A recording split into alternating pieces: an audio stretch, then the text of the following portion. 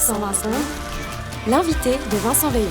Le ministre français de l'Intérieur Gérald Darmanin a présenté hier devant une commission du Sénat un début d'excuses pour la situation chaotique qui a entaché la finale de la Ligue des Champions samedi au Stade de France, reconnaissant, je cite, que les choses auraient pu être mieux organisées, mais il a maintenu que la responsabilité était essentiellement à chercher du côté des supporters de Liverpool qui seraient venus sur place avec de nombreux faux billets, 30 000 à 40 000 selon lui, générant des flux impossibles à gérer par les forces de l'ordre.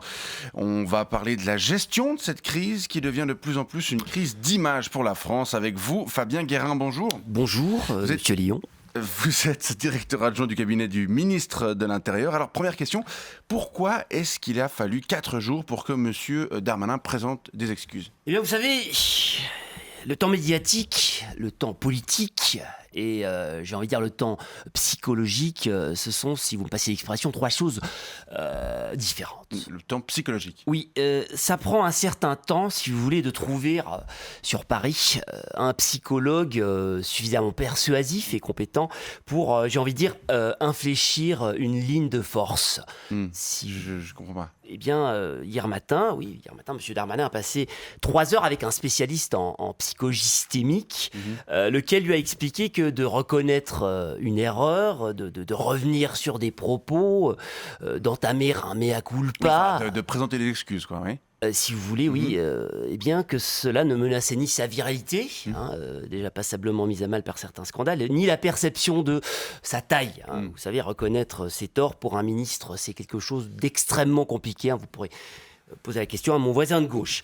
Quoi qu'il en soit, le ministre ici a compris, je cite, que c'était OK de dire pardon. Enfin, il a commencé à comprendre, le chemin est encore, j'ai envie de dire, encore long.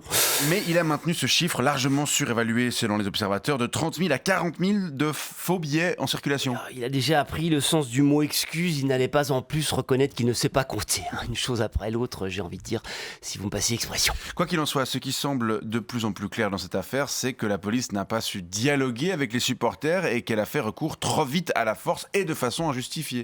C'est en partie vrai, puisque je vous rappelle que les supporters en question étaient en majorité des Anglais, et que les forces de police françaises sont par définition, j'ai envie de dire, composées de Français, qui ne parlent donc pas un mot d'anglais. Le dialogue est dès lors impossible.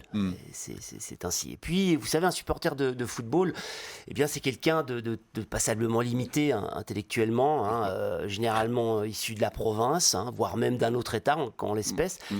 Très peu ont fait Sciences Po, presque aucun n'est passé par l'ENA. Vous ne pouvez donc pas avoir un échange, j'ai envie de dire, constructif avec eux. Mais c'est pas plutôt aux policiers qu'il faudrait enseigner l'art du dialogue ? Alors d'abord, il faut reconnaître que les policiers aussi sont très nombreux à être passés par les grandes écoles. Et puis, vous savez, parmi les fondements de la culture française, il y a le théâtre de Guignol. Je ne sais pas si vous connaissez le théâtre de Guignol. Oui, bien sûr. Hein. Oui, Guignol se fait courir après gendarme. Le public en délire crie « Guignol, Guignol, Guignol ». Et lorsque gendarme attrape Guignol, eh bien c'est « Pa, pa, pa ». Il se fait frapper. Oui, chez nous, la police tabasse. C'est comme ça, c'est culturel.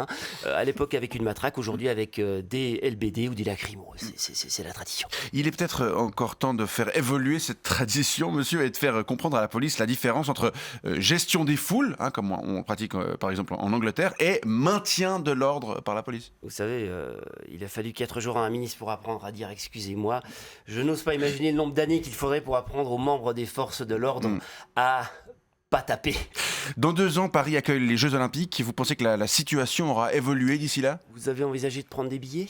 Je sais pas encore, peut-être. C'est plutôt de regarder les épreuves depuis chez vous avec des gens lettrés, d'autant que selon les estimations du ministère de l'Intérieur, ce sont près de 30 à 40 millions de tickets de contrefaçon qui seront en circulation. Très bien, Fabien Guérin, directeur adjoint du cabinet du ministre de l'Intérieur. Je vous remercie pour cet éclairage et je vous souhaite une bonne journée. Bonne journée.